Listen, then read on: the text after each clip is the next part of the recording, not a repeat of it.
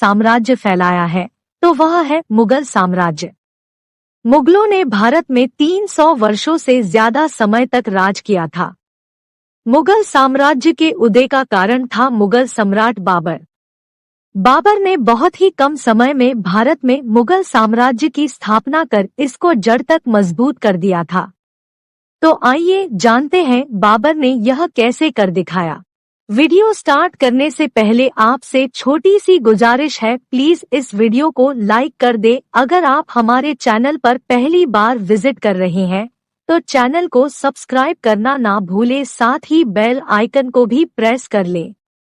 बाबर का जन्म 14 फरवरी 1483 ईस्वी को फरगना के अंदिजान नामक शहर में हुआ था, जो अब उज़्बेकिस्तान में है। निडर होने के कारण ही उसे बाबर के नाम से पुकारा जाता था। बाबर का पूरा नाम जहीरुद्दीन मोहम्मद बाबर था। बाबर के पिता का नाम उमर शेख मिर्जा था, जो तैमूर लंग के वंश से था।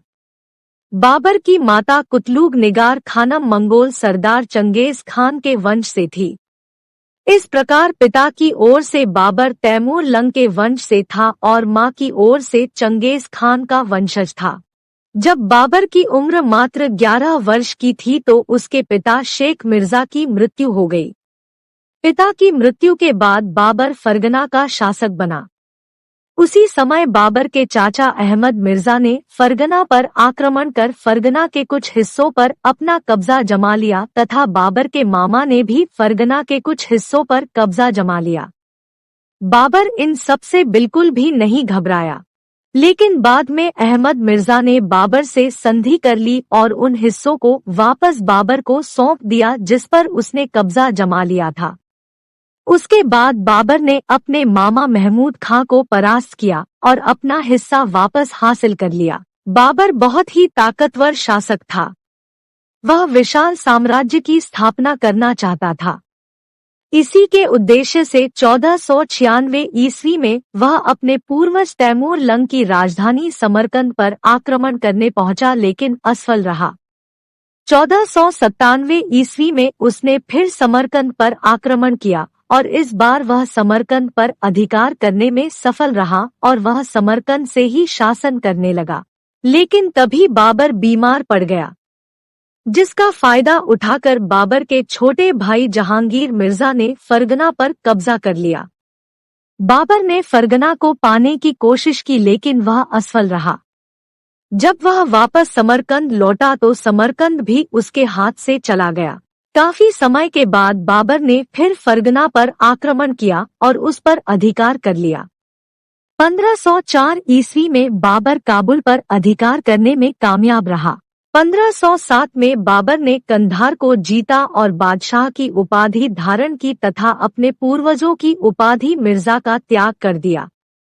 1513 में बाबर ने समरकंद पर फिर से अधिकार कर लिया, किंतु कुछ समय बाद उज़्बेकों से हुए संघर्ष में बाबर को समरकंद छोड़कर जाना पड़ा।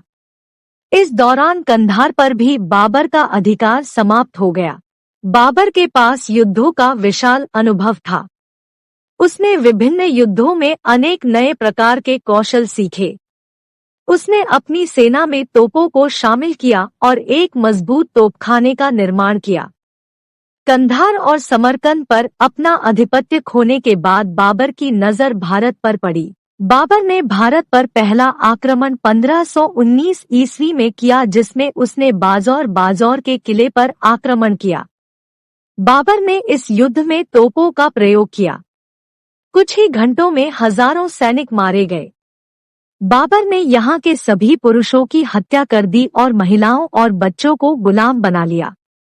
उसके बाद बाबर भारत पर बार बार आक्रमण करता रहा, लेकिन उसे बड़ी सफलता हाथ नहीं लगी और वो वापस काबुल लौट गया।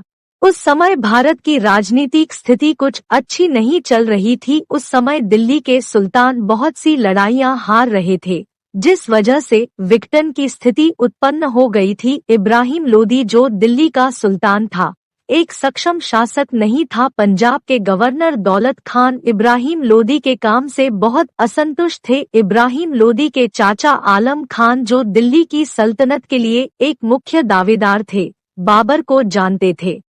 उसके बाद आलम खान और दौलत खान ने बाबर को भारत आने का न्योता भेजा। बाबर को ये न्योता बहुत पसंद आया।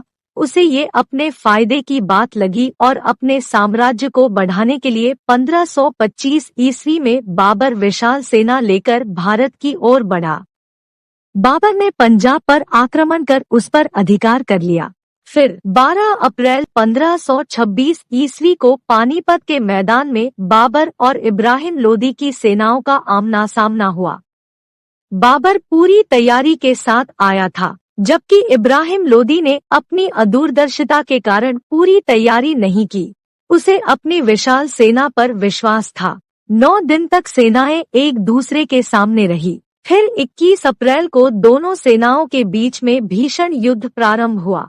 अंत में बाबर के सेना ने इब्राहिम लोदी के सेना पर विजय प्राप्त कर ली। इब्राहिम लोदी भी इस लड़ाई में मारा गया। इस प्रकार 1526 ईस्वी में बाबर ने भारत में मुगल साम्राज्य की नींव रखी। पानीपत के प्रथम युद्ध के बाद बाबर ने भारत में ही रुकने का मन बनाया। मेवाड़ के शासक राणा संग्राम सिंह को बाबर का भारत रुकना सही नहीं लगा। राणा संग्राम सिंह बाबर को भारत से बाहर निकालना चाहता था। बाबर ने बयाना, धौलपुर और ग्वालियर के दुर्गों पर अधिकार कर लिया था। धीरे धीरे राणा संग्राम सिंह और बाबर के बीच संघर्ष बढ़ता जा रहा था। राणा संग्राम सिंह और अफगान सरदार हसन खान मेवाती की संयुक्त सेनाओं ने मिलकर बयाना के दुर्ग पर अधिकार कर लिया। फरवरी 1527 ईस्वी में राणा सांगा ने सीकरी के पास बाबर की सेना के एक भाग पर आक्रमण करके उसे तहस नहस कर दिया। 16 मार्च 1527 ईस्वी को बाबर और राणा संग्राम सिंह के बीच आगरा से लगभग 35 किलोमीटर दूर स्थित खानवा नामक स्थान पर भीषण युद्ध प्रारंभ हुआ।